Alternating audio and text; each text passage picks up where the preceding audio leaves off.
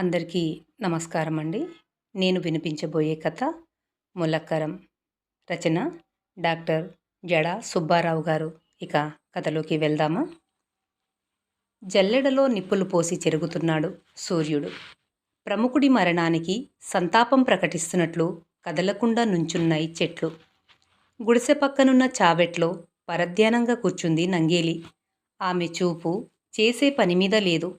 చేతులు మాత్రం యథాలాపంగా వెదురుబుట్టకు ఒక రూపాన్నివ్వడానికి ఆరాటపడుతున్నాయి. దగ్గు తెరలు తెరలుగా వచ్చి ఉక్కిరిబిక్కిరి చేసినట్లు జ్ఞాపకాలు ఆమె కళ్ల ముందు మసకమసకగా కదలాడుతున్నాయి. మనసంతా గతకాలపు జ్ఞాపకాలతో చేదుగా అయిపోయింది. చేస్తున్న పనిని ఒక క్షణం ఆపి పక్కింటి వైపు చూసింది.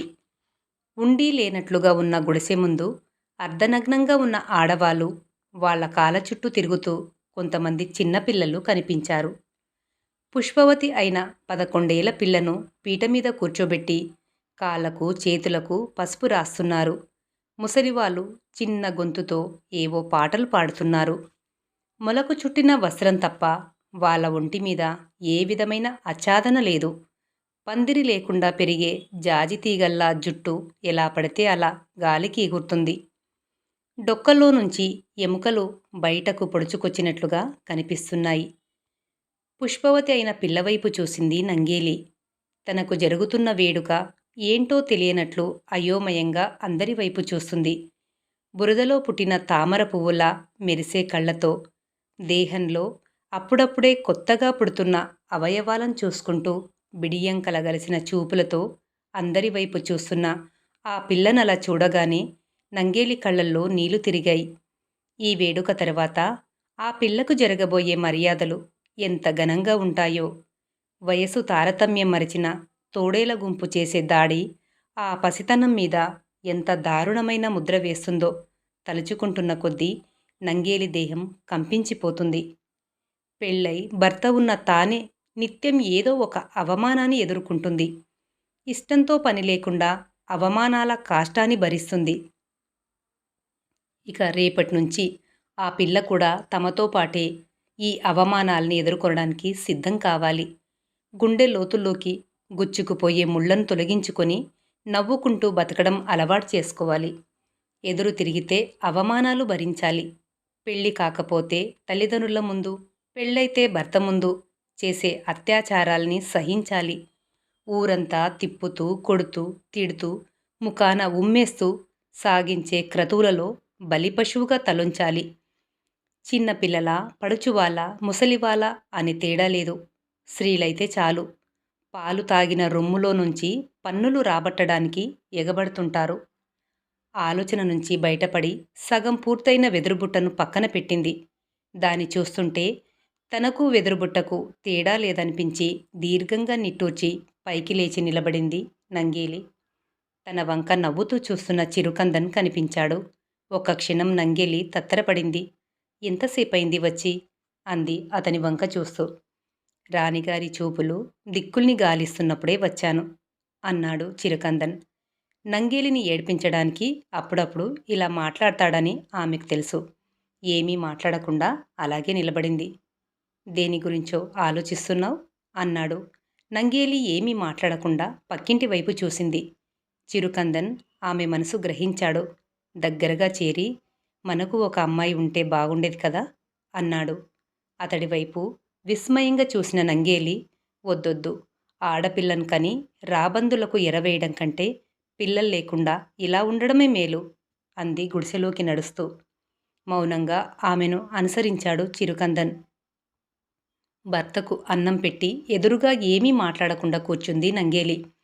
ఆమె మౌనం చిరుకందన్ భరించలేకపోతున్నాడు. ఏదైనా మాట్లాడితే బాగుండనిపించింది. కాసేపయ్యాక, నాకు జాకెట్ వేసుకోవాలని ఉంది అంది నంగేలి భర్త వైపు చూస్తూ.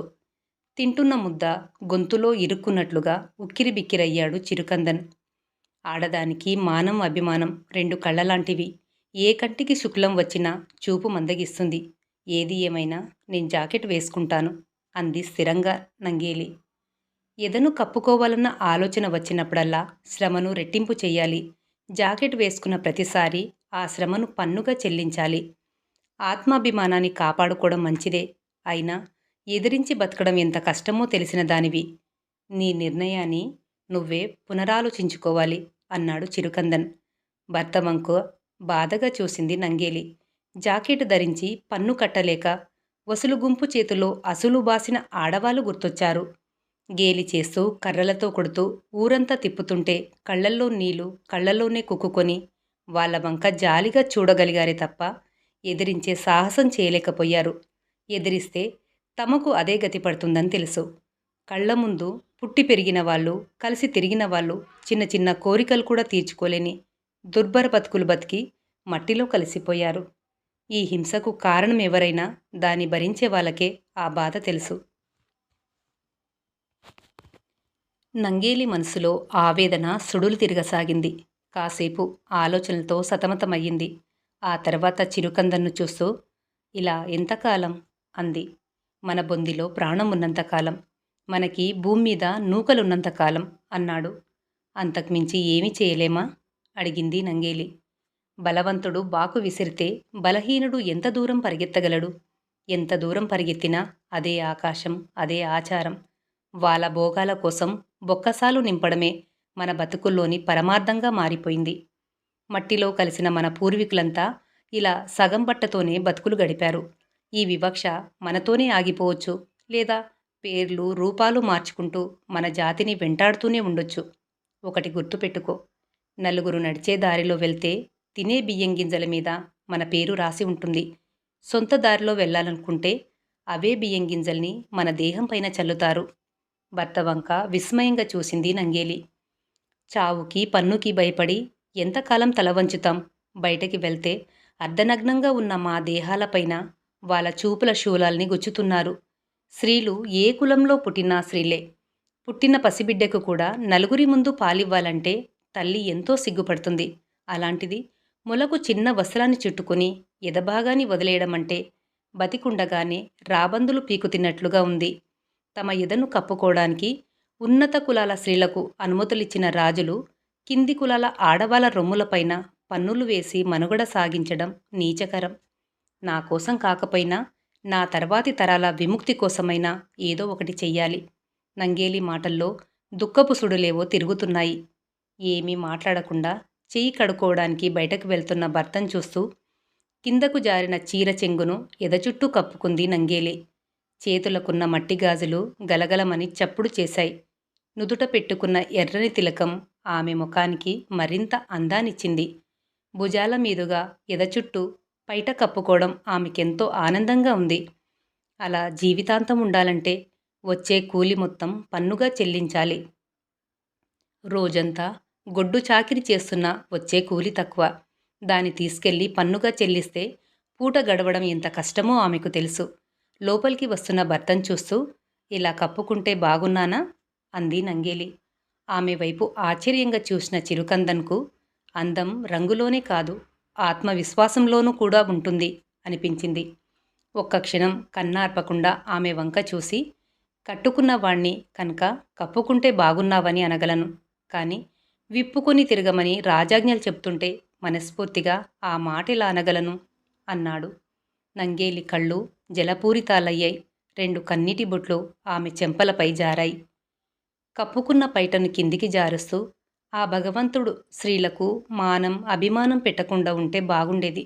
భర్తకు మాత్రమే చూపించాల్సిన ఎదభాగాని అందరికీ చూపిస్తూ తిరగాలంటే సిగ్గుతో చచ్చిపోవాలనిపిస్తుంది అంది. చిరుకందన్ ఆమెకు దగ్గరగా జరిగాడు. ఆమె తలను పైకెత్తి బుగ్గలపై కన్నీటిని తుడిచి తల నిమిరాడు. చూడు నంగేలి, పాలకులు విషం చిమ్మే పాములాంటి వాళ్ళు. అదను చూసి కాటేస్తారు. మనలాంటి విధి వంచితులు చెదల్లాంటి వాళ్ళు కుప్పలు కుప్పలుగా పుడుతుంటారు, చస్తుంటారు. ప్రపంచం తీరే అంతా. కాటేసే పాముల్ని వదిలేసి చెదపురుగుల్ని చంపడంపైనే రాజుల దృష్టి ఉంటుంది. రాజ్యాల మనుగడ ఆధారపడి ఉంటుంది. నా ముందో 4 గోడల మధ్య నీకు నచ్చినట్టుగా ఉండు. గుమ్మం బయటికెళ్తే మాత్రం నీ ఆత్మవిశ్వాసాన్ని ప్రదర్శించకు. ఎందుకంటే అది వాళ్లకు గర్వంలా అహంభావంలా కనిపిస్తుంది అన్నాడు చిరుకందన్. మనసులో ఆత్మవిశ్వాసాన్ని ప్రకటించుకోవడానికే ఇంత భయపడుతున్నాం. గుండెల మీద ఏ ఆచ్ఛాదన లేకుండా అందరి ముందు తిరగాలంటే నాకెంతో అవమానంగా ఉంటుందో ఆలోచించారా అంది నంగేలి. మనిషిగా గుర్తించని చోట మానాభిమానాల ప్రసక్తి ఎందుకు? అయినా నువ్వొక్కదానివే కాదుగా. కింది కులాల్లో పుట్టిన ఆడవాళ్ళంతా అలాగే చేస్తున్నారు. బతుకుతూ చస్తున్నారు. జుట్టు గెడ్డం పెరిగాయని మగవాళ్ళంతా తలక్కరం అంటే పెరిగిన జుట్టు గెడ్డం మీద విధించే పన్ను కడుతుంటే ఆడవాళ్ళంతా ములకరం చెల్లిస్తున్నారు. ఇదేంటని అడిగితే అవమానాలు జరుగుతుంటాయి. నోరిప్పితే సమాధులు మొలుస్తుంటాయి. కళ్ళ ముందు జరుగుతున్న వాటిని పట్టించుకోకుండా గుడ్డోలుగా బతికితేనే ఈ దేశంలో మన కన్ను శాశ్వతంగా మూతబడకుండా ఉంటుంది అన్నాడు చిరుకందన్. అటువంటి దేహం ఉన్నా ఒకటే, పోయినా ఒకటే. నంగేలి మనసు లోలోపలే ఉడికిపోసాగింది. భర్త మాటలతో సమాధాన పడలేకపోయింది. అందరూ స్త్రీలే, అయినా కులాన్ని బట్టి హెచ్చుతగ్గులు, అంతస్తుల్ని బట్టి హెచ్చుతగ్గులు, అవయవాలను బట్టి హెచ్చుతగ్గులు. తన కళ్ళ ముందే తన జాతి వాళ్ళంతా ఎదను కప్పుకోకుండా మానాన్ని బహిర్గతం చెయ్యడం నంగేలికి రుచించట్లేదు. నిమ్న కులాల స్త్రీల పట్ల అమానుషంగా ప్రవర్తిస్తూ అర్థంలేని పన్నులు వసూలు చేయడాన్ని ఆమె తట్టుకోలేకపోతుంది. తన బతుకు ఏమైనా సరే జాకెట్టు వేసుకోవలసిందే. చన్నుల మీద పన్నులు వేసి ఆనందిస్తున్న పాలకులకు గుణపాఠం నేర్పాల్సిందే. ఆమెలో ఏదో పట్టుదల. మర్నాడు ఉదయమే లేచి పెందలకడే పనంతా పూర్తి చేసుకుంది నంగేలి. చిరుకందన్ పనికి వెళ్ళగానే గుడిసెలోకి వెళ్ళి తడికె దగ్గరగా వేసుకుంది. తెల్లటి వస్త్రాన్ని తీసుకొని ఎదనిండుగా కప్పుకొని అద్దం ముందు నిలబడింది.